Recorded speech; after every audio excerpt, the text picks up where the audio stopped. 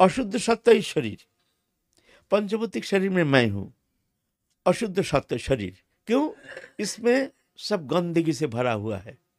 रस, रक्त, मांस, मेद, अस्थि, मज्जा, शुक्र, सप्त धातु, इसका एक एक उपादान शरीर का खोलो, इस 7 धातु पदार्थ मिलेगा।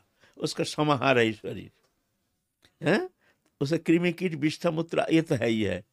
ये सब शरीर है। इसके ऊपर एक चामड़ा का प्रलेप, और वो चामड़ा का प्रलेप, उसमें हम कितना मुग्ध होकर के संसार चक्र में भ्रमित हो रहे हैं। हाय रे माया कुहकिनी, किस तरह से जीव जगत को भ्रमित करके है, किस तरह से संसार चक्र में डालने के लिए क्या माया।